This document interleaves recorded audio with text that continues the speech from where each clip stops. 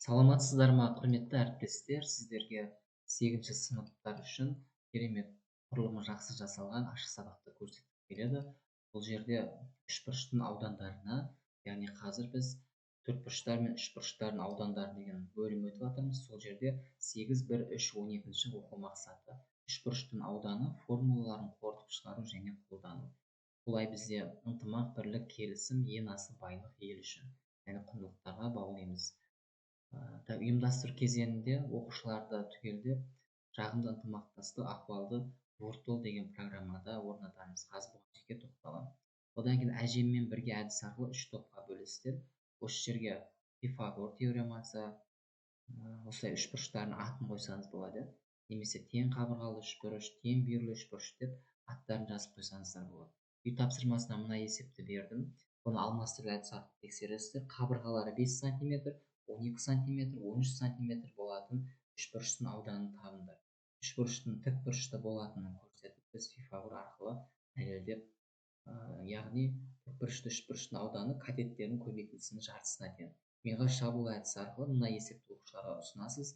Оқушылар шығарып, тақтада дұрыс жауап арқылы тексерілсе, әркім өз ойын шығарып жазып әкеледі. Одан кейін топтық жұмыста мына 3 есеп бердім. Әр топқа бір есеппен оқушылар топта шығарып, талқылап, бір-біріне түсіндіріп үйретеді. Мына жерде яғни керемет есептер. Үшбұрыштың жалпы ауданын табу формулалары бар бізде кітапта. Үш формуланы қолданып есептер шығарамыз. Перон формуласы бар. Одан кейін қабырғасына түсірілген биіктік арқылы табуға болады, немесе екі қабырғасының арасында бұрыштың синусы арқылы. Мына жерде геронды қолданады. Герон өте қажетті формула әріптестері. Одан кейін мына бір есеп бар бізде. Өте жақсы есептер түрлі деңгейге берілген, сараланған есептер әдістері арқылы оқушыларға жұптық тапсырма береміз. Мына жұмыс парағы электронды түрде салынады. Осы жұмыс парағын шығарып, оқушылар сізге тапсырады жұппен орындап.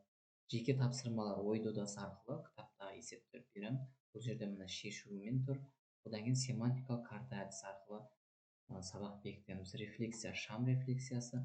Енді сіздерге қалай жағымды ахуалды көрсетеміз. Ол үшін сілтемені басасыздар. Сілтемені басқаннан кейін осылай шығады. Яғни балалар жүрекше шықты, бір-бірін құшақтайды. Одан кейін екінші осындай белгіні көрсетеді, яғни бұлда бір адам мейірімділікке, бауырмалдыққа үйретеді ғой. Бір-бірін жақсы көріп, жаңағыдай сыйластық, кластас болғаннан кейін. Одан кейін шынтақтарын тигізіп, жұдырықтарын тигізіп, мынаны көрсетіп бір-біріне жұппен тұрғызып тұрасыз, бір-біріне көрсетесіз. Қолмен амандасады дегенде. Енді бұл бізде амандасу, жаңағыдай жағымды ахуалға бас жағында кетеді. Енді сіздерге топқа бөлуді көрсетейін. Әжемен топқа бөлініп, бұл жерде 25 оқушыға арналған санап көріңіздер. Мына жерде 28 оқушыға арналған, яғни сіздің оқушыңыз аз болса, өшіріп тастауға болады. Мына өшіре бересіз. Ешқандай қиындығы жоқ, өшіріп тастасаңыз болады. Одан кейін мына жерде әркім өз асығын таңдайды. Бірінші топ десе бірінші топқа отырады. Осылай тақтада сенсорлы экран болса, қолмен басса болады, болмаса мышкамен басып отырасыздар. Немесе қағаз түрінде сап қоямыз. Сіздерге әртүрлі қағаз түрінде топқа бөліну әдістері бар. Осылай топқа бөлінесіздер. Одан кейін бағалауға да керемет бағалау түрін ұсынамыз сіздерге. Бұл жерде бағалауды, яғни үлкен тақтаға бүйтіп тізбегін етіп ашып қойсаңыз, немесе әр топқа бір-бір ноутбук беріп қойсаңыз өте тиімді ғой. Мына жерге оқушылар аты жөнін жазатын, мысалы мына жерге жазып көрсетейін сіздерге. Оқушы деген жерге Макс деп қояйын, Макс деп. Енді жазып болғаннан кейін жазады да, 10 оқушымызда. Мысалы бір топта әрі кетсе 7 оқушы осылай жазады. Мысалы Макс мына жерде бір сұрақ үй жұмысын орындады ма, 2 сұрақ топ басшысы басып. Мына жерде мысалы Арман ол да міне үй жұмысын орындады, сұраққа есепке жауап берді. Ақырында өздерінің ноутбугынан көре қоясыздар. 3 топқа бір-бір ноутбук беріп, өте тиімді ғой. Топ басшысын сайлап қойып, жаңағыдай әр топтың солай бағалай бересіздер. Одан кейін міне слайды бар, бұны слайдында көрсетейін. Слайды міне оқу мақсаты барлығы жазылған. мына миға шабуыл әдісі, дескриптор бар. Мына миға шабуыл әдісінің жауабы, үй жұмысы бар мына жерде. Үй жұмысы, практикалық тапсырмалар, сараланған есептер, ой додасы, семантикалық карта, рефлексия. Енді так бұл жерде нені көрсетпедім мен. Ақыл додасы деген бар. Яғни бұл жерде жеке жұмыс, ақыл додасы деп аламыз. Ақыл додасын ойнатып көрсеңіздер, оқушыларға өте қызық. Үлкен тақта болса, осылай басасыздар, екінші бетіне өтесіз. Екінші бетіне өткеннен кейін мына ортасын басып, осылай дыбыстар шығады. Біріншісі ашылсын, қатеттері берілген тікбұрышты үшбұрыштың ауданын табыңдар дейді. Тікбұрышты үшбұрыштың ауданы олардың қатеттерінің жартысына тең. Оқушы тақтаға шығарып дәптерге жазуын қамтамасыз етіңіздер. Әртүрлі деңгейдегі есептер бар. Кітаптан алынған мына үш қабырғасы бойынша үшбұрыш ауданын теорем формуласы арқылы шығара салады. Ешқандай қиындығы жоқ. 10 есеп бар жалпы.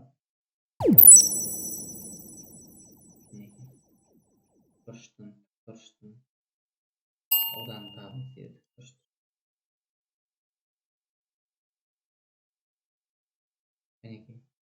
Қабырғалар арасында бұрыш пен екі қабырғасы берілген, ауданын табу керек. Оқушылар шығарады тақтаға.